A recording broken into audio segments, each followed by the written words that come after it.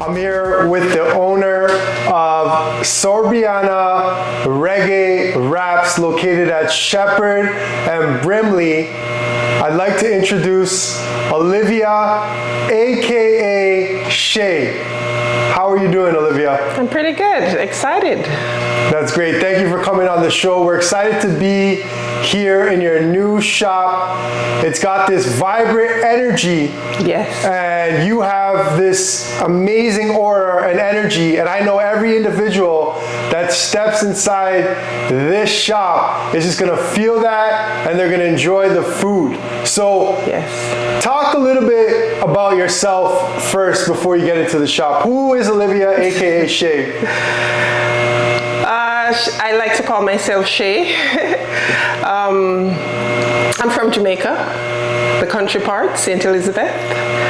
And I love food. I love to eat. I love to host. I just love to feed people. And I think food brings friends and family together most times, because who doesn't like to eat? So yeah, that's just who I am. I was brought up in a home where there's always cooking, there's always baking. My mom has 5 kids and we were always eating, and just a very festive home, you know, and that's how I live my life. I live my life feeding people, and I enjoy it.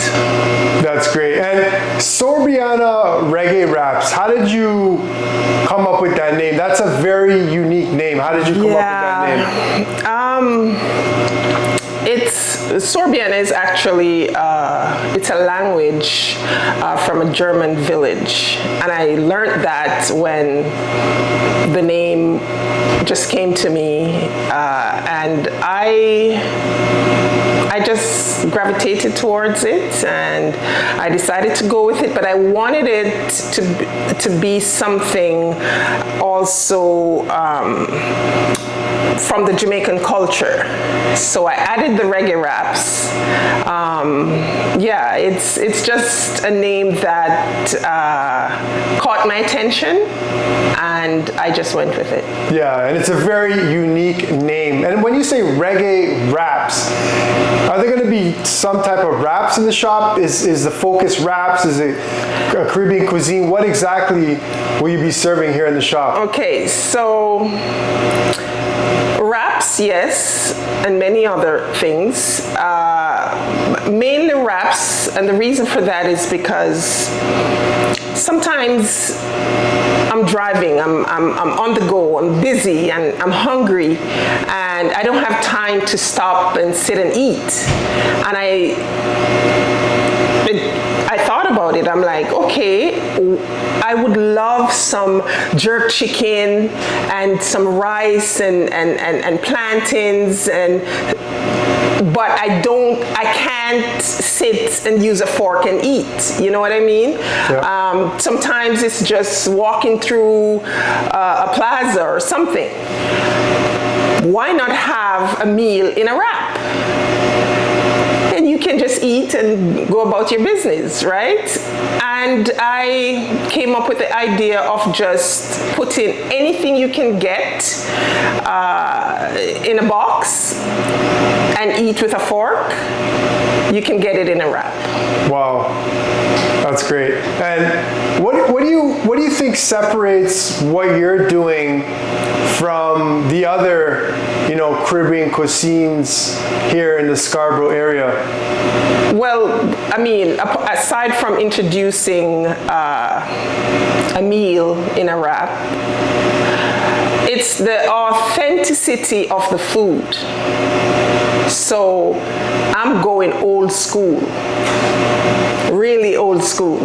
You want some stew peas and white rice, you'll get it. You want some roast breadfruit and mackerel rundown for the Caribbean people who know what that is. It's salted mackerel cooked in coconut milk. Very tasty.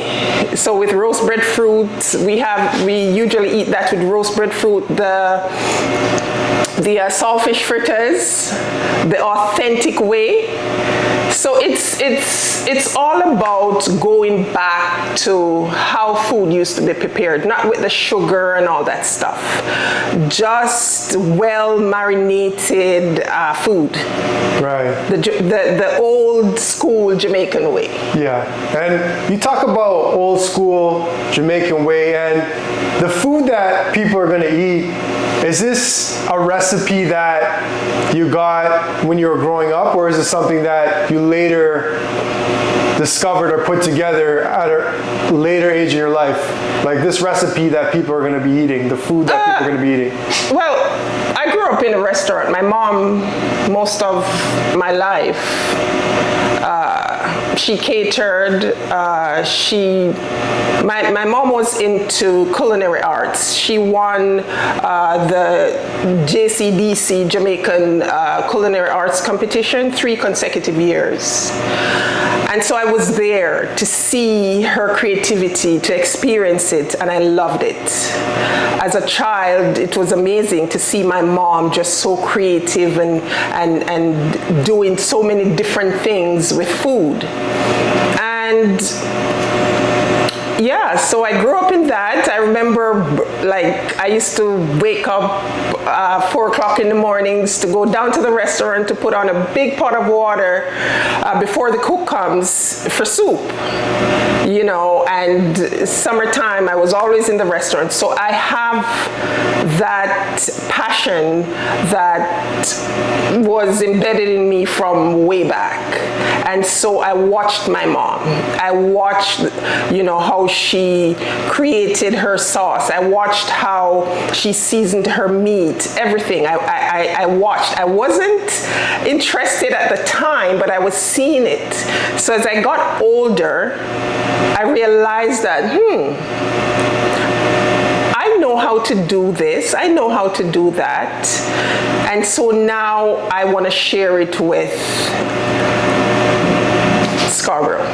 Yes, and Scarborough is happy to have you here. And how can someone find the shop? Like, where exactly is it situated and located? Like, where, if I'm not from Scarborough, how do I get here to the shop? We are at Centerview Plaza, so it's 4465 Sheppard Avenue East, and it's shop 3A. You can't miss it. The big sign is over the door, and yeah, it's a nice plaza. It's busy. We have lots of parking in the back.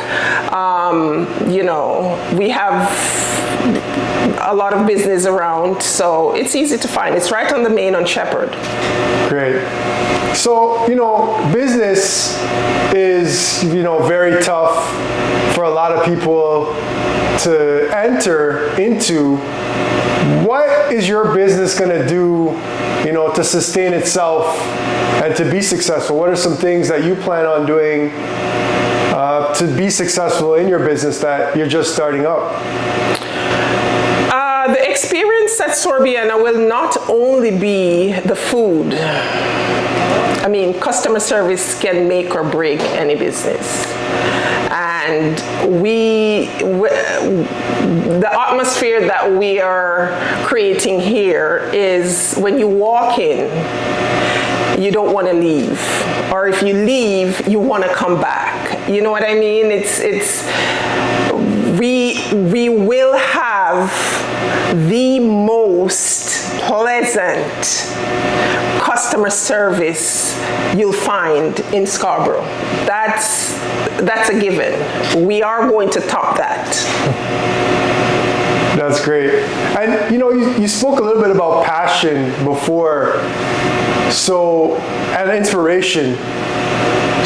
So I just want to ask you, is this something that, you know, you're really passionate about, and do you believe that doing something that you're passionate about is very important for success in businesses that you are running or starting?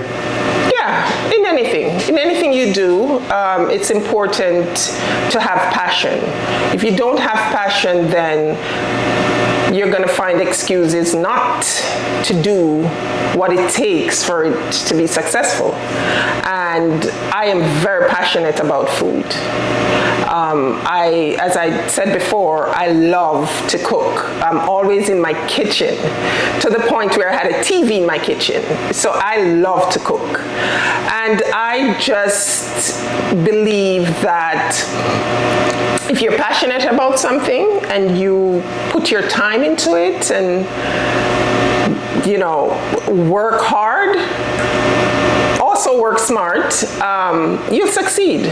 You know, it's the getting up early in the mornings. It's, you know, taking time to prepare the food right and get the right flavor and all that. You have to be passionate about it. If you're not passionate about it, then it will not be successful. You won't grow. Because you have to put the time in, and to put the time into something, to invest time in something that you're not passionate about, you're not going to be giving it your all, your 100%.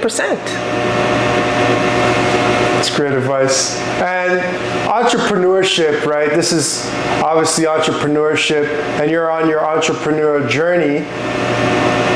What is some tips that you would give other aspiring entrepreneurs out there?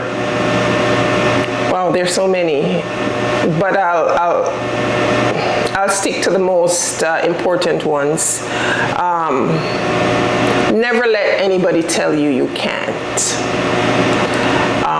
Don't internalize can't. For me, I use it as motivation. So I'm competitive like that. If you tell me, oh no, it's not going to work, I'm going to prove to you that it can. So if you develop that mindset that you can, then when the negative comes, you turn it into positive. Just empower yourself with the negative. Don't internalize it and allow it to create a barrier so you can't go past that barrier. Because if you do that, you won't be able to own. And the ultimate is to own, right? So don't focus on the negative. Focus on the positive. Plan your stuff out. I'm not going to tell you it's a walk in the park to start a business. I can share with you, it's almost a year since I've had this space, working on it to get it where it's at now. There were a lot of red tapes, a lot of waiting, a lot of barriers, but don't give up. Just keep on pushing, and I encourage, you know, especially young people, think business. Don't focus on, oh, there's so many red tapes. Don't focus on that. Focus on the long term. Visualize where you want to be and plan how you're going to get there. That's great. Visualization and plan how you're going to get there. That was very inspiring. So, you know, obviously during the year you could have gave up, and you said never give up. Was there something guiding you to not give up, like a higher power or a spirituality thing? Yeah, to be honest, I am a spiritual person. And so there were days when I said, you know what, I can't do this. I really can't do this. And there's always a reason that presents itself why I should not give up. I have my family who's been waiting for this to happen. And when I get up and attempt to tell them that, hey, I can't do this anymore, I couldn't bring myself to do it, And with prayer, a lot of meditation, spending time with myself and just, connecting with the higher power, I was able to pull through. And yeah, as I said, there were days when I wanted to give up, and not only thinking about all that I've invested, but also thinking about the people that I would be letting down, because I have I have real people beside me working with me to make this happen, and I give them credit. I'm grateful. I'm grateful to have them in my life. So when you have a team that wants to see the success of your vision, it's great. Support is great, and that's important. You don't want to be standing alone in the middle of nowhere surrounded by nothing. You want to have positive people. People, when you have your down days, they can say, hey, no, you can't give up. There's too much at stake. You got to keep pushing. We're here for you. And I have that. That's great. And you spoke about visualization. Where do you visualize, this business in the next year? I'm not gonna put it all out, but I have some plans.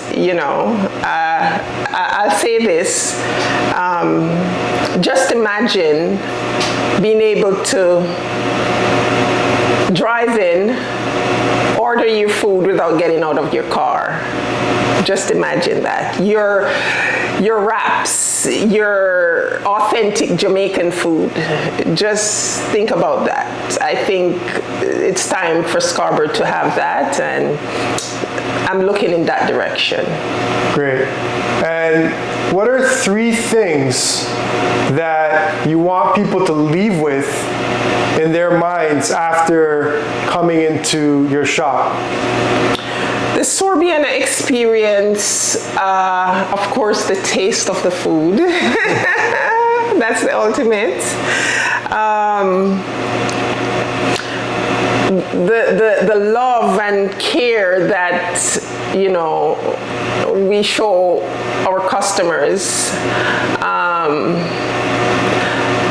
I think most importantly is for people to leave with a smile on their face. It doesn't matter, how your day's going. That's what, to me, would satisfy me at the end of the day. Somebody walking and they leave with a smile. In any business, it should be your goal for someone to leave in a better spirit than they entered your establishment. So that to me is, the ultimate. You leave with a smile on your face. That's great. It's been great sitting down here with you and just getting to know a little bit about you. I wish you nothing but success. Thank you. In this next chapter. And you have such a great energy, a great aura to you. So I really hope everyone comes down to the shop. And just what would you like to leave our audience with? So Friday and Saturday, just come on down and just experience this Sorbiana experience. It's going to be a lot of food, okay? And and there's so many things for you to try and to experiment with. And I just want to tell everyone, come on down, experience it. Even if it's just the one time, come and experience it, and I guarantee you, you will return. This is authentic Jamaican food that you're going to just love. So guys, I am looking forward to seeing you all Friday, Saturday. If you want to come both days, even better. Okay, we'll have some giveaways, some prizes, all that stuff. So yeah, come on down and support Sorbiana Reggae Wraps. Great. Sorbiana Reggae Wraps, Olivia, aka Shay.